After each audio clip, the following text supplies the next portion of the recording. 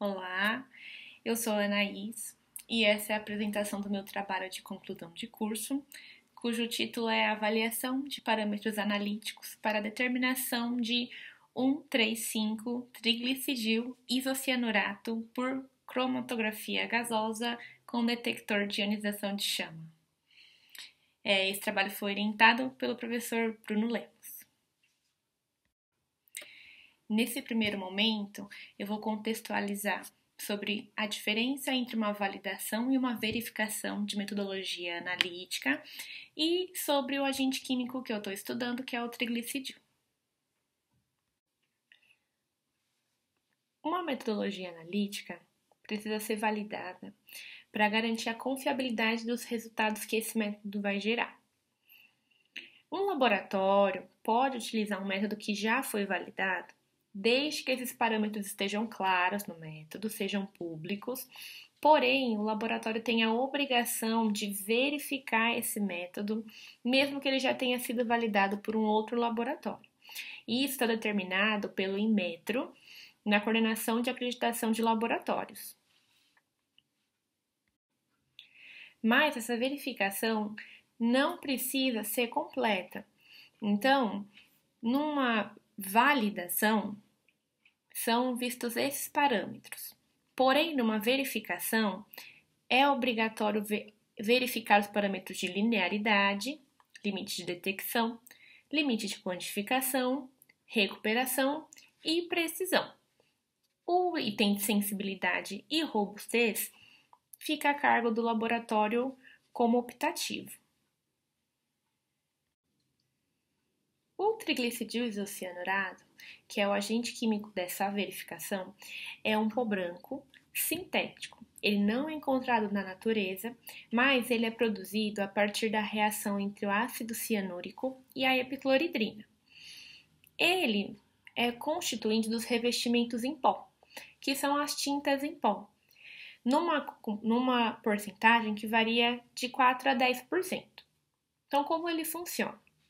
Essa tinta é aplicada eletrostaticamente sobre o produto e esse produto é levado para um forno.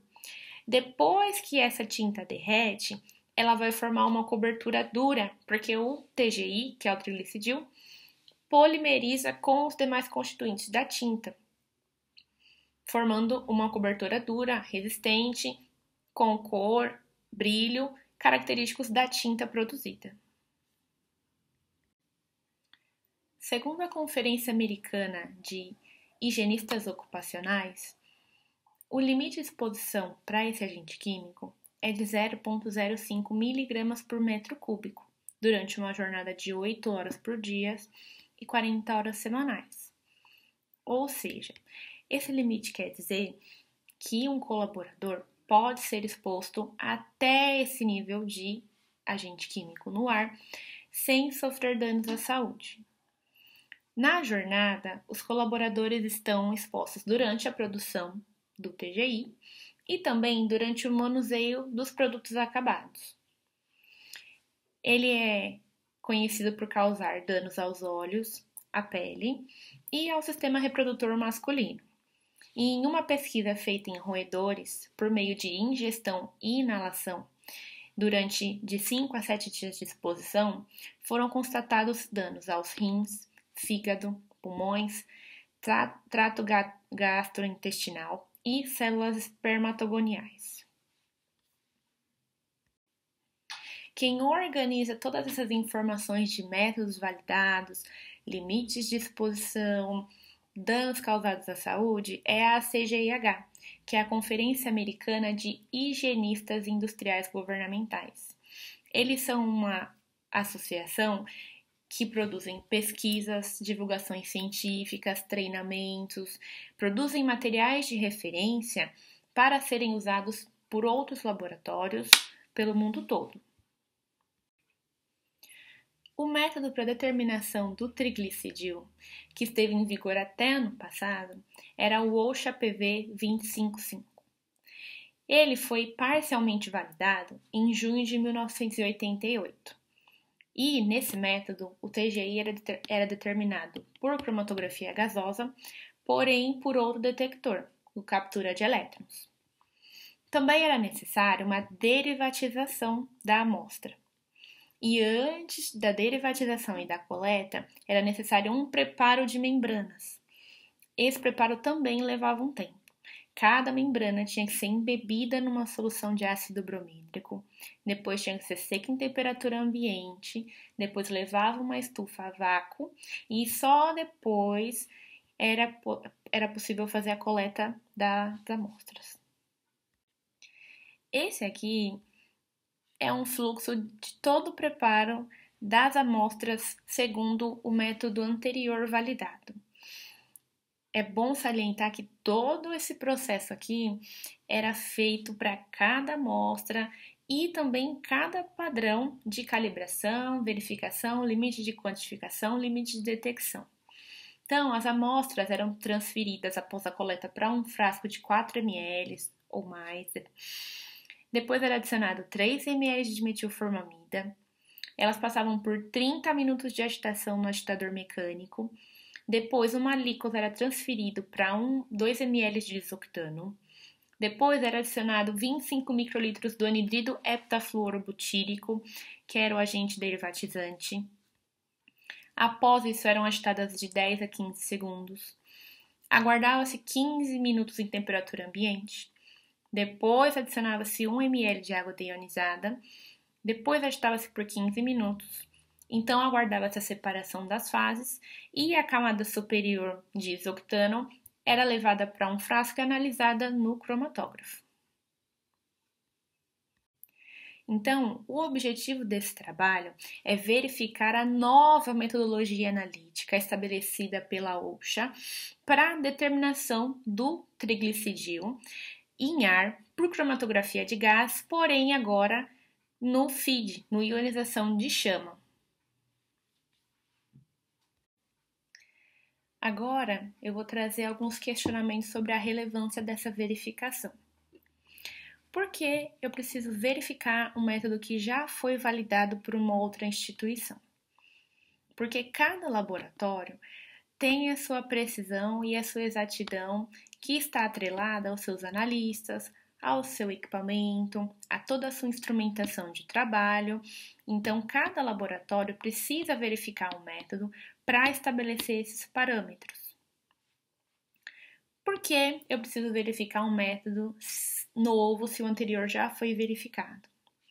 Segundo a coordenadoria do Inmetro, toda vez que um método passa por modificações críticas, eu preciso validar e também verificar, se for o caso, esse método.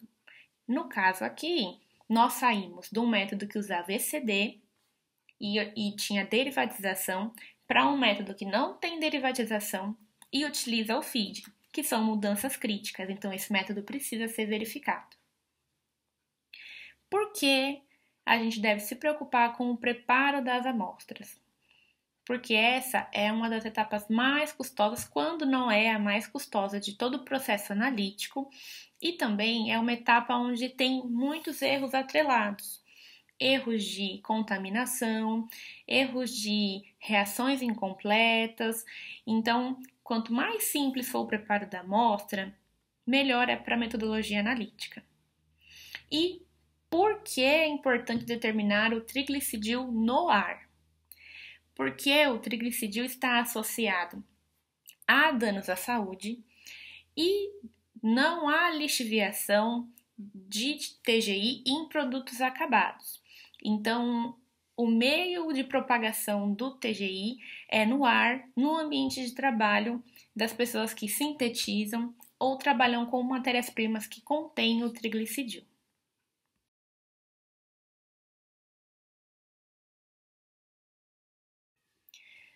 Nessa pesquisa foi utilizado um cromatógrafo com detector de ionização de chama, uma coluna HP5 de 30 metros com diâmetro interno de 0,32 e 0,25 micrômetros de filme, uma balança analítica e dispenser variável para preparação dos padrões, agitador com temporizador para preparação das amostras, TGI em pó e acetonitrila grau HPLC.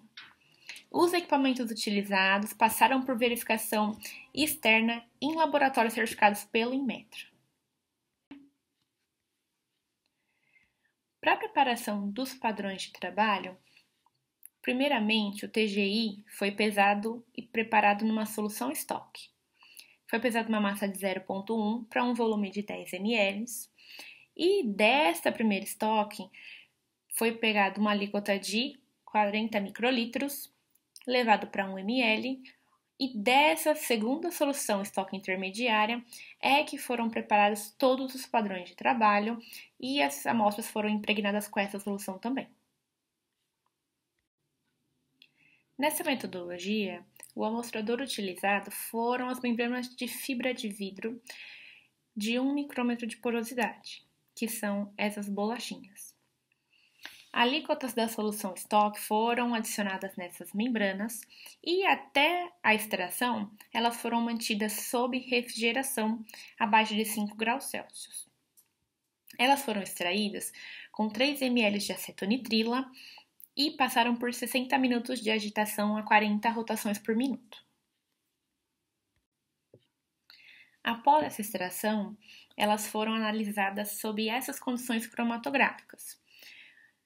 O forno a 80 graus Celsius durante 1 minuto, depois rampa de 20 graus Celsius por minuto até 280 graus Celsius, onde permaneceu por 1 minuto. Pressão de 10 psi no injetor, vazão na coluna de 4 ml por minuto, o split, que é a separação de amostra de 20 ml por minuto, 2 microlitros de injeção e temperatura de 250 graus Celsius no injetor. Vazão de 350 ml por minuto de ar sintético, que é o gás de arraste, 40 ml por minuto de hidrogênio e 25 ml por minuto de nitrogênio, que é o make-up, e o detector a 300 graus Celsius. O primeiro parâmetro estudado nessa verificação foi o limite de quantificação, que é a menor concentração do analito que pode ser quantificada com confiança, possibilitando que os resultados sejam expressos com um valor diferente de zero. Ele foi determinado pela percepção visual, que é um método que estabelece o LQ com base nas áreas, e foram analisados 7 replicadas e depois calculado o desvio padrão e o coeficiente de variação. O próximo parâmetro de verificação foi o limite de detecção, que é a menor concentração do analito que pode ser detectada sem confundir-se com o sinal analítico. Ele foi calculado com base no limite de quantificação e foram analisadas 7 replicadas desse parâmetro também. O próximo parâmetro é a faixa linear de trabalho, que é o intervalo de massa ou de concentração em que o método fornece resultados com incertezas aceitáveis. Esse parâmetro é importante porque precisa-se verificar o tipo de correlação entre o sinal analítico e a concentração. Existem na cromatografia gasosa curvas lineares, curvas quadráticas. Então foi feita para esse método regressão linear, cálculo dos resíduos e coeficiente de correlação entre 0,56 a 23 microgramas por ml.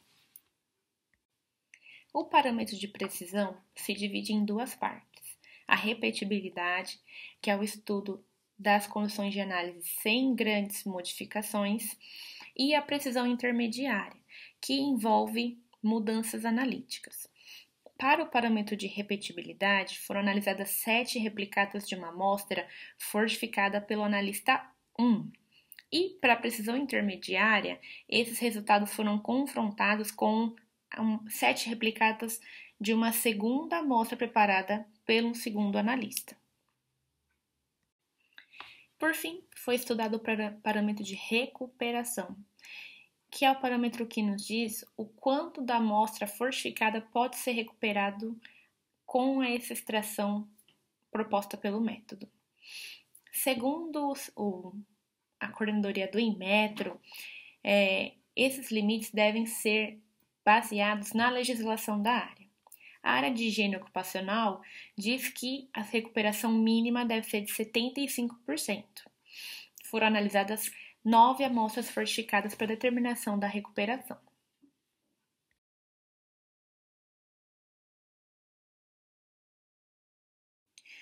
O limite de quantificação foi estabelecido em 0,56 microgramas por ml. Nas 7 replicadas ele foi detectado com uma média de 0,7 miligramas por ml. Microgramas por ml, com coeficiente de variação de 5,7%.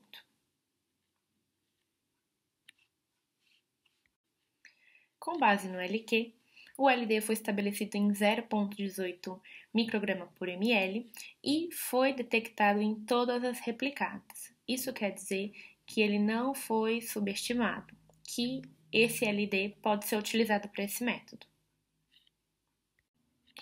A curva de calibração para a faixa linear de trabalho foi construída entre 0,56 e 23 microgramas por ml. O zero foi forçado porque, com base na análise dos brancos de solvente e nos brancos de meio, não foi detectado o agente químico em quantidades maiores que o limite de quantificação. A distribuição dos resíduos mostra que não houve prejuízo em forçar o zero nessa curva e confirma a linearidade da curva. O coeficiente de correlação obtido foi de 0,998. Quanto à repetibilidade, a análise das 7 replicadas da amostra preparada pelo analista 1, fortificada pelo analista 1, apresentaram um desvio padrão relativo, que é o coeficiente de variação, na casa de 5%. Isso mostra que os resultados não estão muito dispersos em relação à média de 15 microgramas por ml. Quanto ao estudo da precisão intermediária, obteve-se um valor de 7,8% com base em uma amostra fortificada pelo analista 1 e uma segunda amostra fortificada pelo analista 2.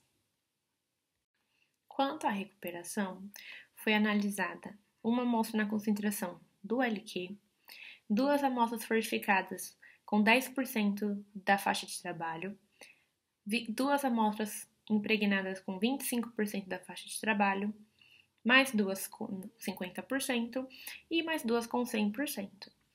A média de todas essas injeções foi de 118%, que é a recuperação do TGI quando coletado nessa membrana e extraído segundo essa metodologia analítica.